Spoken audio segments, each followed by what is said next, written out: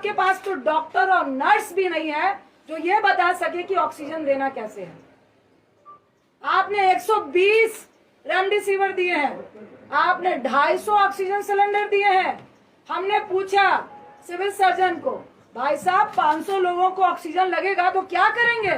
तो मैडम दरभंगा में बैकअप है। तो हमने कहा व्यक्ति मरेगा तब तक आप लेकर आएंगे, आप मुंह मत खुलवाइए। और हम लोग सिर्फ मुंह इसलिए नहीं खोल रहे हैं कि लोग पैनिक नहीं हो, लोग नहीं डरे, लोग भयावह नहीं हो। क्योंकि जिसका 95 भी ऑक्सीजन होता है, अगर उसको ये मालूम चल जाता है कि अस्पताल में ऑक्सीजन सिलेंडर नहीं है, उसका ऑक्सीजन लेवल वहीं से 90 और 88 चला जाता है। इस दर्द के कारण आपकी बातों को नहीं बोल रहे, इस दर्द के कारण आपसे हम लोग बात नहीं करना चाह रहे थे। लेकिन आज जिस तरह की स्थिति आपने पैदा की है, तो नीतीश बाबू आपको भी जवाब देना पड़ेगा, रूडी जी आपको भी जवाब देना पड़ेगा। और ये कौन सा मंत्रालय है जो फेलियर के नाम से, कौन से लोग हैं, कौन से ब्यूरोक्रेट्स हैं जिनको आपने कभी अपना ओएसडी बनाया, फिर उनको मंत्री बनाया, और आज वो सबकी मिली भगत से उनकी दुकान नहीं बंद हो जिसके लिए आप मुंह बंद कराना चाहते हैं। अरे कितनों का मुंह बंद कराएंगे? और शर्म आनी चाहिए, और थोड़ा डरिए। आप पप्पू जी को जेल में बंद कर देंगे तो क्या लोगों को मरने देंगे? आपकी ये मंशा है कि लोग मरे और हम तमाशा देखें? गोल्फ के मैदान में गोल्फ खेलते हुए कि भाई स्थिति बहुत पैनिक है, मुझे तो बहुत डर लग रहा है, आई एम वेरी सेफ, कहने में बहुत मजा आता है। मोदी साहब आप भी आइए, जो सेंट्रल में चुप्पी साध के बैठे हैं, ये आपके ही क्रियाकलापों का प्रेरणा है जो आज आपके लोग कर रहे हैं। पहले जब सेकेंड लहर आई, दूसरी लहर आई, तो आप सत्ता के जुनून में, जीतने के जुनून में इतने पागल थे कि हमारे देश में ये जो महामारी की आपदा है, ये प्राकृतिक आपदा से ज्यादा WHO और पूरे वर्ल्ड के कंट्री का ये कहना है कि 90% हमारे देश की जो आपदा है वो मैन मेड है। आपके प्रधानमंत्री, आपके सत्ताधारियों ने इसको जबरदस्ती फैलाने का काम किया है, लोगों को मारने का काम किया है। और आपको शर्म नहीं आ रही कि उस बीच में अगर कुछ लोग अपनी जान की परवाह किए बगैर आपकी मदद करना चाहते हैं तो आप जेल खेल रहे हैं, आप राजनीति खेल रहे हैं, आप लॉबी खेल रहे हैं।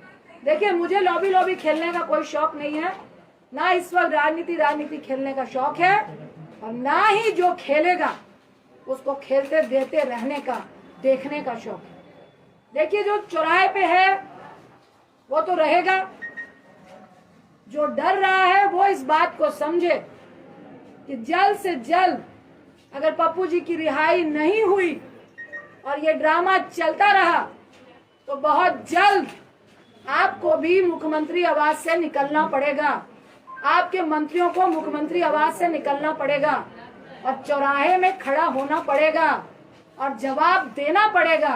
ये दिल्ली में बैठ के जूम से काम नहीं चलेगा। अगर आज आप फर्जी केस में पप्पू जी को जेल में डाल के ये जो प्रशासन और डॉक्टर का खेला खेल रहे हैं, 3 दिन से उनको पटना से मधेपुरा, मधेपुरा से वीरपुर, और अभी प्रशासन और डॉक्टर के सूत्रों से हम बता रहे हैं कि उनको दरभंगा आप भेज रहे हैं, और उसमें डॉक्टर बोल रहे हैं कि हमने लिखा है कि higher medicine, higher doctor facility की रिक्वायर। अब प्रशासन जाने की उनको कहाँ भेजना है, प्रशासन कह रहा है कि डॉक्टर जाने की उनको कहाँ भेजना है। अरे आपका तो एक भी हॉस्पिटल में ऑक्सीजन सिलेंडर नहीं है। आप पप्पू जी का सीवियर इन्फेक्शन है, सुन लीजिए, शुगर के पेशेंट हैं और 1.25 महीने पहले उनका गॉल ब्लैडर का ऑपरेशन हुआ है, उनके लीवर में 30% प्रॉब्लम है। और अभी मैं आते वक्त भी जो डॉक्टर ने ऑपरेट किया उनसे बात करके आई हूँ कि हैवी रिस्क है कि उनको दोबारा इस हालात में इन्फेक्शन के चांसेस हैं, क्योंकि बहुत नया ऑपरेशन है। उसके साथ ही उनको सीवियर इन्फेक्शन थे, जिसकी सारी रिपोर्ट आपको दी गई है। मैं फिर आपको आगाह करूंगी कि ये खेला बंद कर दीजिए, ये राजनीति बंद कर दीजिए, उनको रिहा कीजिए और आपके जेल के अंदर वो पॉजिटिव होके आएंगे तो ना मैं माफ करूंगी ना आपको जनता माफ करेगी। और सिर्फ माफी से काम नहीं चलेगा। अगर चंद दिन के अंदर, 2 दिन के अंदर पप्पू जी रिहा नहीं होते हैं और आप ये डॉक्टर और प्रशासन का खेल खेलते हुए उनको हर दिन गाड़ी में 4-4 लोगों के साथ बैठा के जो घुमाने का आप काम कर रहे हैं, तो आप भाजपाई लोग भी सुन ले, मुख्यमंत्री साहब भी सुन ले। रूडी साहब, आपकी जो एम्बुलेंस घर में थी वो सरकारी खजाना था और एक तरफ लोग 12,000 रुपए पर किलोमीटर एम्बुलेंस के लिए दे रहे थे और तब भी नहीं मिल रही थी। मैं अनशन में बैठूंगी जब तक आपको जेल के अंदर नहीं कर दिया जाएगा। ये खेला खेलना बंद कर दीजिए, ये गंदी राजनीति महामारी के वक्त बंद कर दीजिए। आज मैं फिर कह रही हूँ कि मुख्यमंत्री साहब फोन कीजिए। अगर आपको लगता है कि कोई मदद करने में राजनीति कर रहा है, मुझे फोन कीजिए, पप्पू जी को फोन कीजिए और बताइए कि पप्पू जी मदद कीजिए, महामारी है, हम सब मिलके काम करेंगे। लेकिन ऐसे मत कीजिए जहां आपको लग रहा है राजनीति हो रही है। हम आपको सहयोग देने के लिए तैयार हैं। फिर आपको आगाह कर रही हूँ, इस महामारी में राजनीति मत कीजिए, किसी की जान मत लीजिए।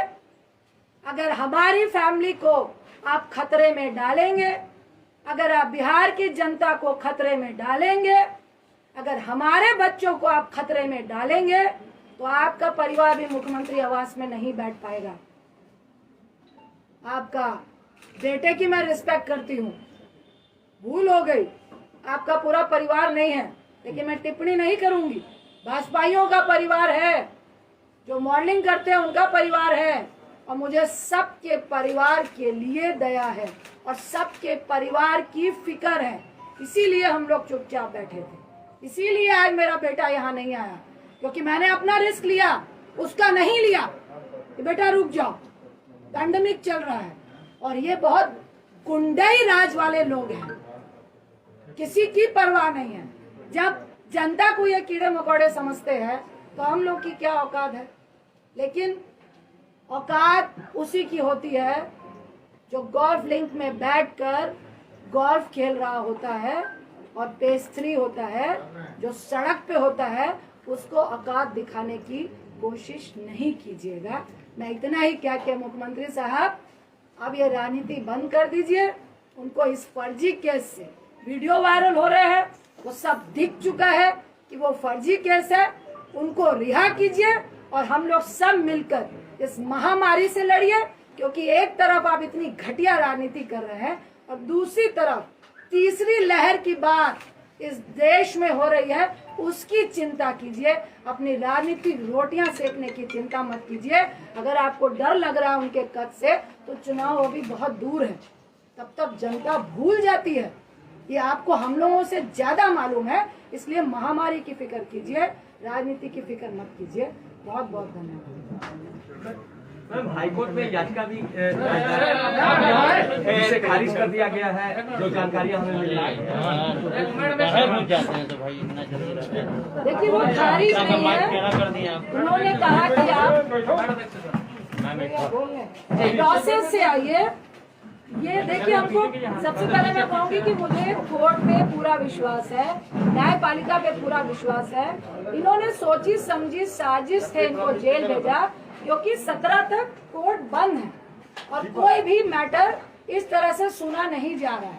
लेकिन आज हम लोगों ने मेंशन किया है, इन्होंने तो सुप्रीम कोर्ट की भी धज्जियां उड़ाई है। सुप्रीम कोर्ट ने कहा है कि इवन 7 साल से नीचे वाला भी कोई मुजरिम भी है, उस पे भी अगर जेल जाने की नौबत आती है तो आप इस पैंडेमिक पे उसको जेल नहीं ले जाएंगे। और अगर कोई जेल में है भी तो उसको 90 दिनों की आपको पैरोल देनी है।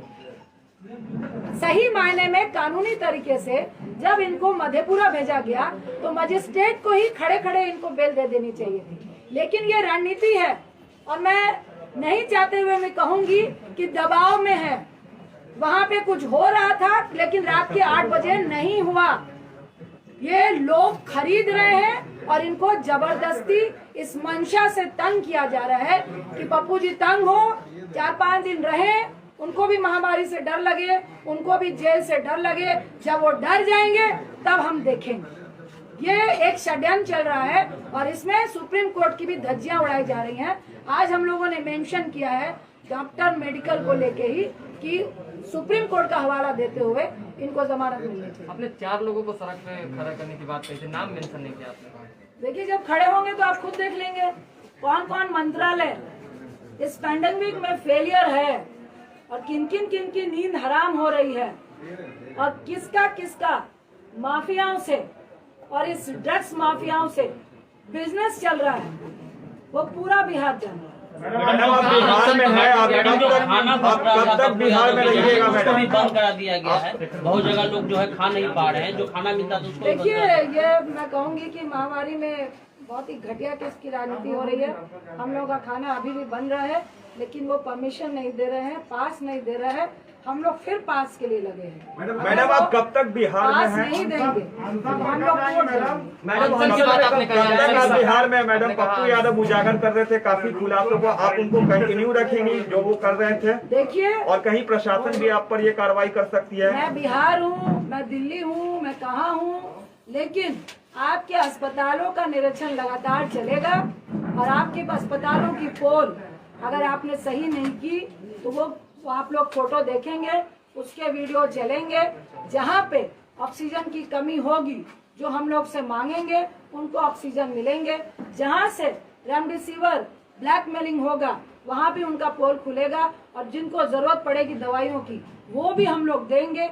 जितनी मदद कंटिन्यू हो रही थी वो लगातार मदद होती रहेगी। इस पैंडेमिक में आप किसी को मदद करने से नहीं रोक सकते। ये वैसे सत्ताधारी है, आज पप्पू जी को यहाँ जेल में बंद किया है, वहाँ हमारे कांग्रेस के यूथ अध्यक्ष को तो श्रीनिवासन के घर में जांच हो रही है कि खाना कहाँ से खिला रहे हैं भैया, आप कहाँ से दवाई दे रहे हैं। तो ये गुंडाई राज चल रहा है, मैं फिर कहूंगी पूरे देश में, जिसके खिलाफ हम और आप सबको खड़े होना है। आपने अनशन की बात कही, अनशन पे कब बैठेंगे? कह रहे हैं अनशन का कोई दिन तय किया है? कब से जारी है अनशन? मैंने आपको बोला, मुख्यमंत्री साहब को फिर आगाह किया, जल्द से जल्द पप्पू जी की रिहाई हो, क्योंकि आपने फर्जी केस में जबरदस्ती इस पैंडेमिक में जो पोल आपके स्वास्थ्य का खुल रहा था सुविधाओं का, उसके लिए आपने भेजा है। अगर आप इस तरह से छिछोरी राजनीति करेंगे तो हम लोग को भी मजबूरन आपके सामने आना पड़ेगा और जब तक आपके मंत्रीगण भी जेल नहीं जाएंगे तब तक अनशन। जेडी के मधेपुरा विधायक ने कल प्रेस कॉन्फ्रेंस कर कही कि ये गिरफ्तारी पहले होनी चाहिए थी, बीजेपी जो है कहीं न कहीं षड्यंत्र के तहत ये खेला करवाई है। विनाशकाले विपरीत बुद्धि। मैडम, पीएम केयर फंड जो है पारदर्शिता उसमें नहीं आई, कहा जा रहा है कि जो वेंटिलेटर खरीदे गए उसमें बहुत सारे तकनीकी खराबी चल रही है। आपको दूसरी पीएम केयर फंड की बात चल रही है। 100 रुपए किलो डीजल, 100 रुपए डीजल और पेट्रोल हो चुका है और उससे उनको 21 लाख करोड़ रुपए आ चुके हैं और पीएम फंड में भी कितने रुपए आए हैं वो उन्होंने बताया नहीं है।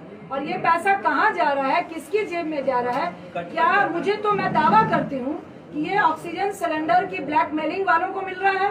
अभी दिल्ली में खान मार्केट में पकड़ाया था 800 जो ऑक्सीजन आपके कंसंट्रेटर है और उनका जो नवनीत कालरा वो बीजेपी और आम पार्टी से मिला हुआ है।